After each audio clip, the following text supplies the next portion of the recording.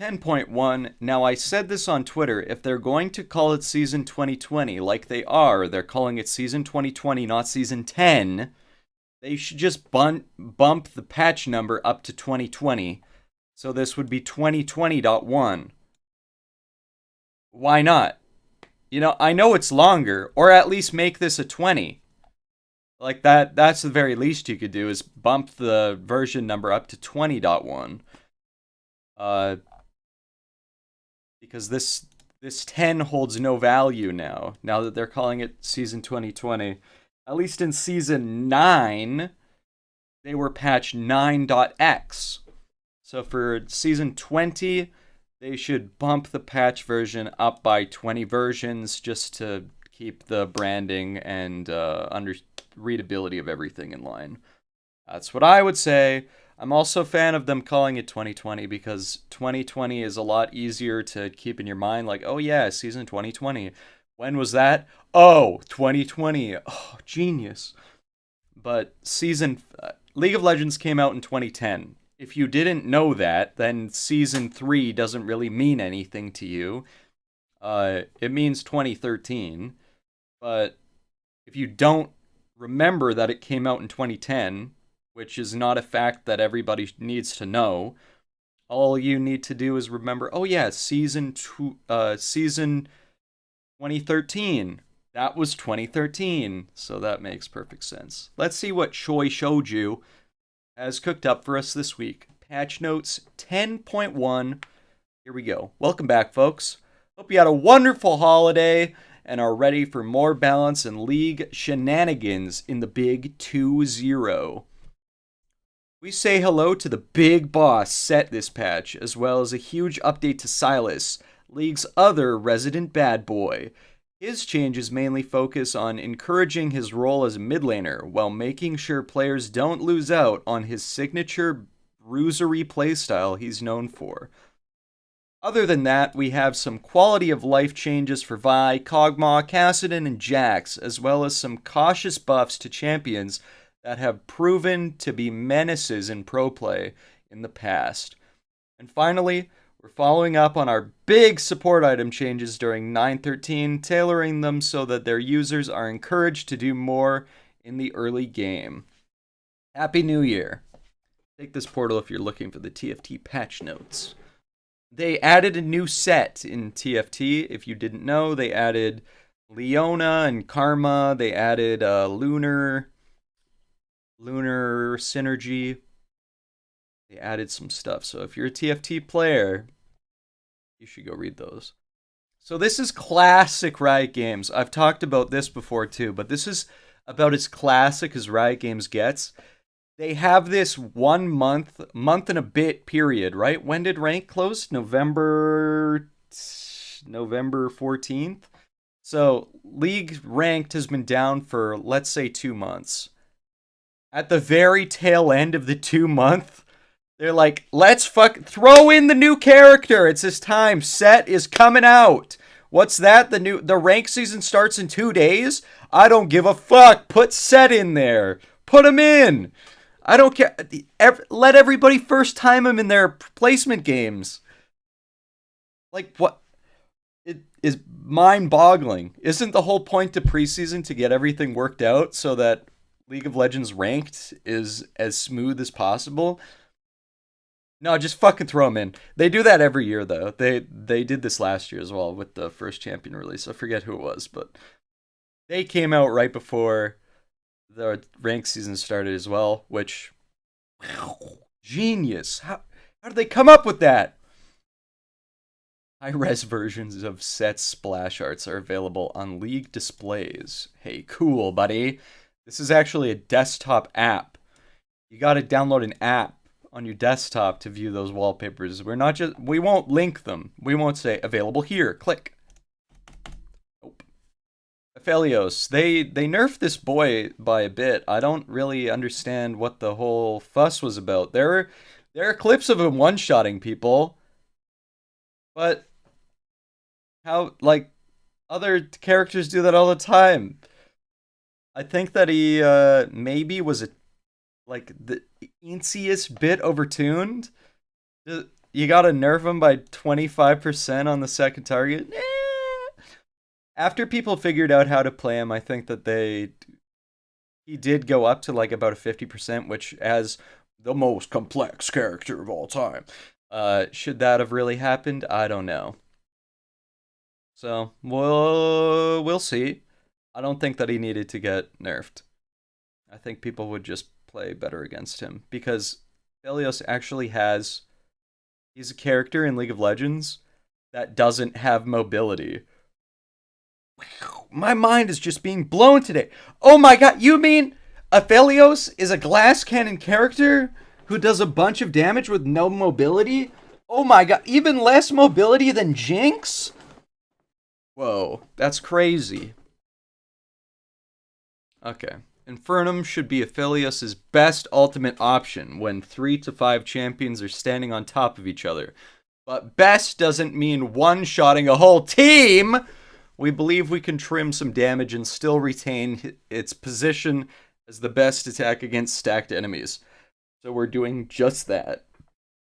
Base movement speed move down. I think that this is in line with most other characters. I think Lucian is at this.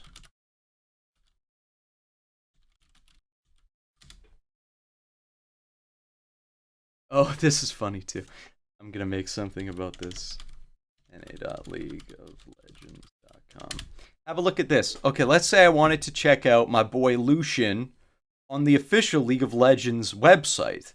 So I go to the game tab. I'm gonna go to champions. Oh, they fixed it. Yesterday this didn't load at all. Let's find Lucian. Here he is. Ladies and gentlemen, Lucian. His movement speed is 335. Is that true? Let's check it out here. Movement speed 335. Okay, so Lucian's 10 faster than this guy, which is fairly significant. What's Kate?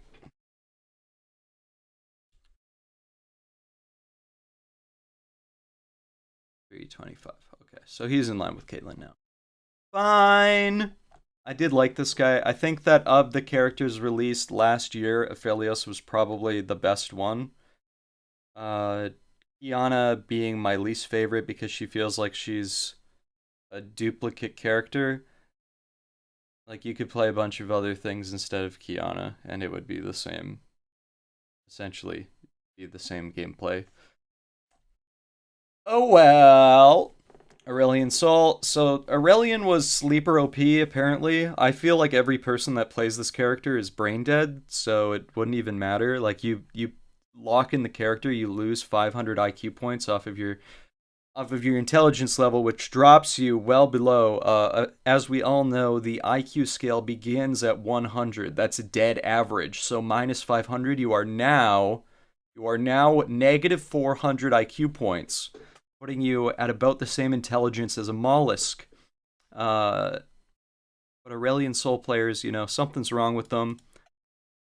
And we're going to nerf them. This seems a little ableist to me to do something to them, but hey, maybe he's a really good character and just nobody smart plays him. We are buffing the numbers on Azir. I once had a long discussion with my friend Westifer D about how they were going to change Azir. He told me that they needed to rework the entire character. And I told him that they could just work with his numbers. It appears that I have been right for the last 3 years, that they are not reworking the character and that they're just messing with his numbers. I guess we'll see later on. Emperor's Divide, base damage. This does damage? What? I didn't know that. Wall duration, 3 seconds to 5 seconds. That's huge. That's sweet. With Conqueror nerfed and the fact that he's had low presence in pro play last year, we are being cautiously optimistic and giving Azir some buffs. Sure. That's fine. Corki! This is another buff. Yeah, I did read people memeing about this because this is a fairly significant... These are two characters that are always really good in pro play, so buffing them together in the same patch. Little risky! Giving Corki some power in a place that won't greatly increase his early game wave clear, but will overall strengthen his niche as an ability-based marksman. Being cautious and optimistic with these buffs. Like Azir based on his low presence and pro play. Low presence? What do you mean? For the last 2 patches before they nerfed him? Okay. This character was everywhere! 90 scaling up to 160, so bonus 20 damage on missile barrage flat. That's fine. That's fine. Jax. Jax R now works with Guinsoo's Rage Blade. Now gains effects from Guinsoo's Rage Blade. This is the passive? I think that they should have clarified this. I don't know what they mean. They mean that the passive proc every 3 attacks. Jax gets the empowered attack. The empowered attack also applies Guinsoo's. Sure. Make it more clear, you dumb Riot Games! Jace, Cannon Q, base damage increased later. Now this is dangerous as well. Jace, I don't think, is that bad. Jace is not in a good spot across the board. With Kleptomancy gone, he's definitely seen better days and could use some help elsewhere. Fortunately, the lethality buffs from the end of last year is helping a bit already, but we're also giving him back some of his more electrifying power and accentuating the burst he's known for. Shock Blast! Taken up by 25 damage late. Sure.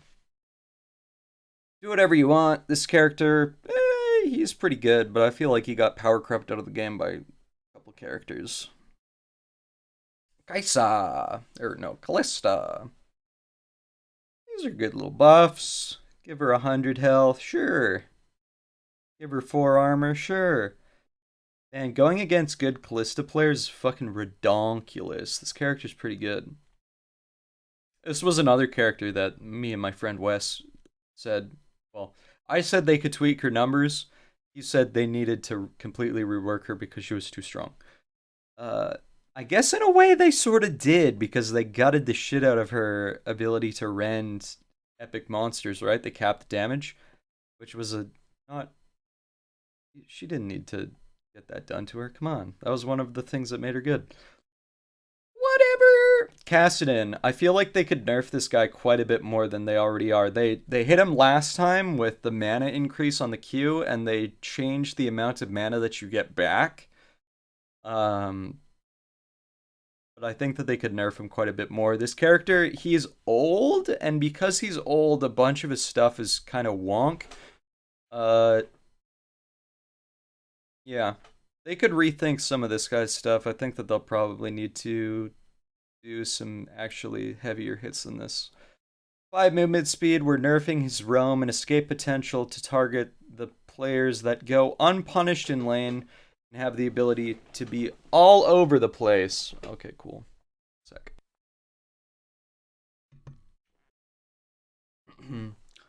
Kog'Maw. Our mana penalty duration now displays on icon. Kog'Maw's mana debuff duration now displays on R's border. Nice.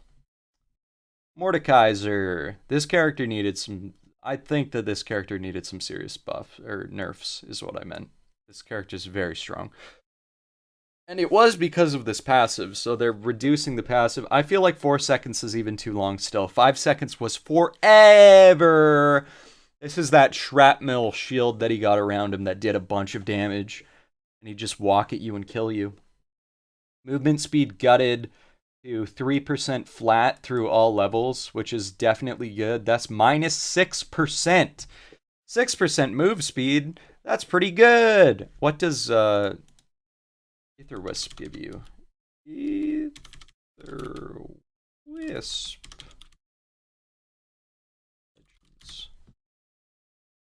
Ether Wisp. I got them backwards. 5% move speed. So he's got less move speed now. They took away more than an Ether Wisp. Now that's some serious move speed reduction.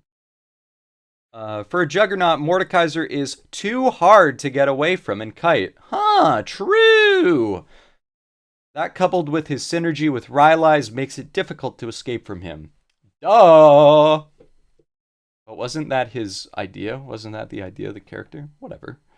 Nami E. I talked about this one before. Nami's E now empowers the next 3 basic attacks and abilities. AoE spells empowered by Tidecaller's Blessing deal 33 to 60%, 66% less damage to non-champions. To non-champions!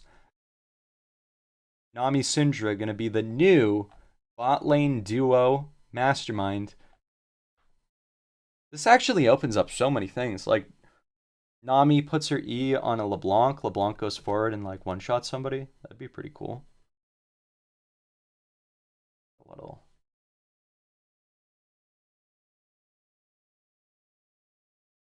My computer teacher from elementary school would not be happy with how I was treating my monitor there. She said, computer monitors are never meant to be touched. Well, look where I am today, Miss Visser. Check it out. We touch our screens all the time, bitch! Base stats, health growth, 95 to 100 on Sejuani. Passive, they are buffing it back up. 10 plus 0.5 bonus armor plus and 10 plus 0.5 bonus magic resist. And that's from a nerf of 15%. So they buffed her bonuses by 15. That's fine. Permafrost is up by 40 damage late. That's a pretty sizable buff. I don't know if that's enough to get her back into the wide world. This is 50 health at level 10. So that's actually something. Shyvana. I sort of heard about these two. Gains resistances when slaying Elder Dragon. Fury gains increased in lieu of ultimate CDR. When slaying Cloud Drakes, E-mark targets damage ratio and monsters damage cap increased. For a dragon-killing dragon girl, Shyvana's been losing out to some of the new Rise of the Element dragon interactions. We're fixing that and also giving her some small buffs to her sustained damage. It's fine. This is 3.75, and the cap got increased by 50. That's going to change her clear a little bit. Gains 5 permanent bonus armor and bonus magic resist for every elemental drake and elder drake her team slays. So she gets a little bit of a bonus buff. And cloud drakes, instead of increasing CDR or decreasing CDR, they now increase the fury gains. Okay. That's cool. Gives her more options.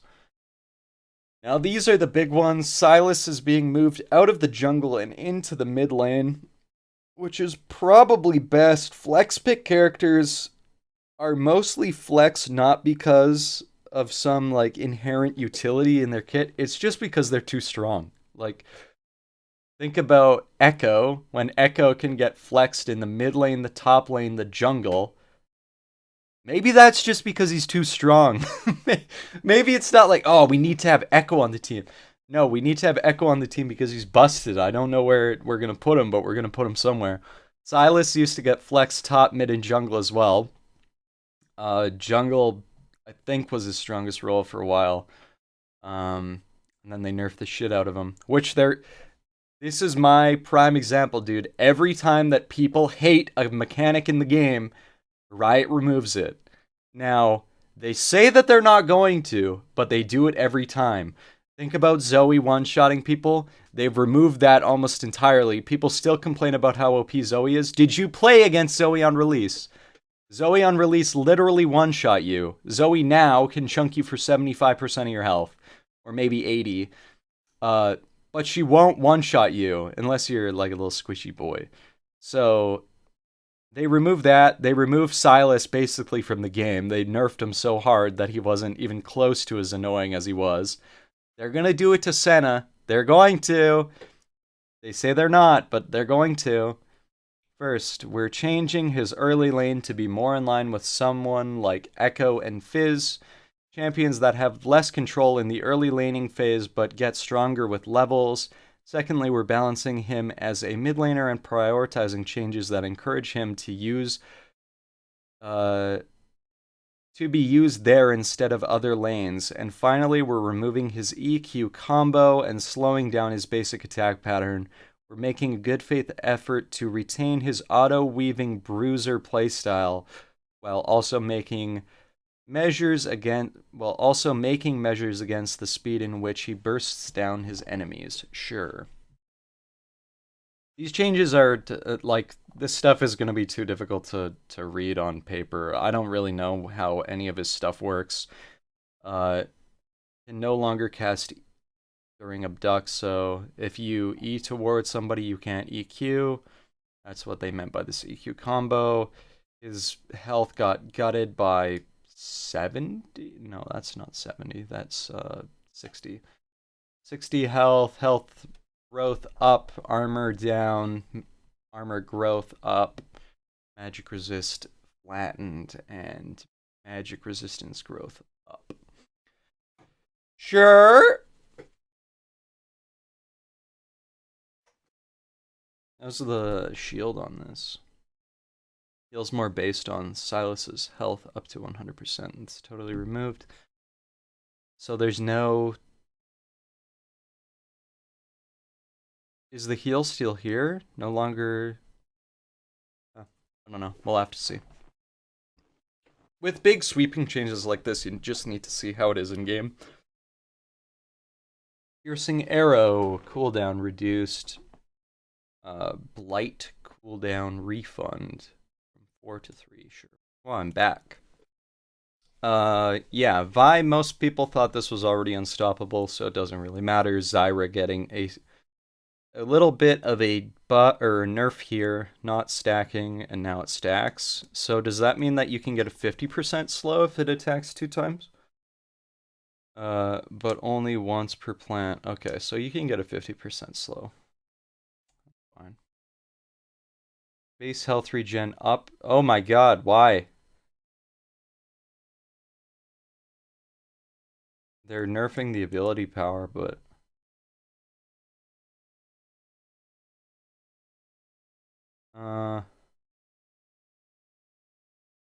That's nice. This is the one that Senna gets. By 10. Why are you incentivizing me to get poked even more? Support is already so fucking annoying, man. Whatever. Omni Stone, 5 to 3 seconds for melee champions, 9 to 7 for ranged. This is a weird thing. I don't even think that the game needs this. I don't know what character takes advantage of this properly. I think that's just stupid. In my personal opinion, bug fixes, blah blah blah. Get your skins, pay Riot some money. Terrific work, everyone.